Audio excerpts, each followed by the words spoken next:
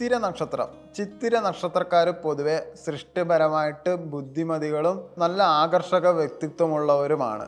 അവർ തികച്ചും സ്റ്റൈലും വ്യക്തതയുള്ളതുകൊണ്ട് അവർ എവിടെയും ആകർഷിക്കപ്പെടുകയും ചെയ്യും. പുതിയതായ കാര്യങ്ങൾ എപ്പോഴും ഇവർ പരീക്ഷിക്കാൻ തയ്യാറാവുകയും ചെയ്യും. ഇവരുടെ ചിന്തന രീതി വിസ്മയകരമായിട്ടുള്ള ഒരു ചിന്തയും കൽപ്പനകളും മറ്റുള്ളവർക്ക് നന്നായിട്ട് തന്നെ ആകർഷിക്കപ്പെടാറുണ്ട്. ചിന്തകളിൽ ഫാഷൻ, ആർട്ട്, ഡിസൈൻ എന്നിവയിലൊക്കെ നല്ല പ്രാവീണ്യം ഉണ്ടാവും. ലോജിക്ക് ചെറുതായി പിന്നിലായിട്ട് പോവാറുമുണ്ട്. ഇമോഷണലി കാര്യങ്ങൾ ഇവർ ചിലപ്പോൾ തീരുമാനം എടുക്കാറുള്ളൂ.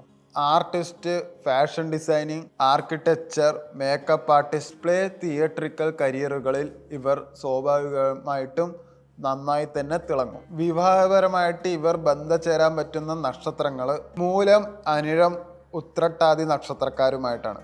കാരണം തങ്ങളുടെ സങ്കല്പങ്ങൾക്ക് വില കൊടുക്കുന്നവരോട് ഇവർ കൂടുതൽ ആകർഷിക്കപ്പെടാറുണ്ട്. ചിത്തിര നക്ഷത്രക്കാർ പൊതുവെ തൻ്റേതായിട്ടുള്ള ഒരു തീരുമാനവും ഇൻഡിവിജ്വാലിറ്റിയും അതിനനുസരിച്ചിട്ട് ഗെറ്റപ്പും ഉള്ളവരായിട്ട് ഇവർ കൂടുതൽ ആകർഷിക്കപ്പെടാറുണ്ട്. തനിക്കുള്ള സ്ഥാനം അളവിൽ കണ്ടുമുട്ടുന്നവരെ ഇവർ പേടിക്കുകയും ചെയ്യും. ഞാനൊരു പ്രൊഫഷണൽ ആസ്ട്രോളജിസ്റ്റ് അല്ല, ഞാനൊരു പേഴ്സണലി ഒരു സൈക്കോളജിസ്റ്റാണ്. സൈക്കോളജിയിലെ എലക്റ്റീവ് പേപ്പറായിട്ട് ആസ്ട്രോയും സൈക്കോളജിയും ഒരു ബന്ധമുണ്ട് എന്നുള്ള പേപ്പറാണ് ഞാൻ സബ്മിറ്റ് ചെയ്തത്. എന്താ വെച്ചാൽ ആസ്ട്രോയിൽ ഇന്ന നക്ഷത്രക്കാർ ഇന്ന സ്വഭാവമായിരിക്കും എന്നുള്ളത് പറഞ്ഞിട്ടുണ്ട്. അപ്പോൾ അത് ഞാൻ കുറച്ച് പേരെടുത്ത് പരീക്ഷിച്ച് നോക്കിയപ്പോൾ അത്യാവശ്യം 10 പേരിൽ 8 പേരും അത് ശരിയായിട്ട് തന്നെ വന്നു.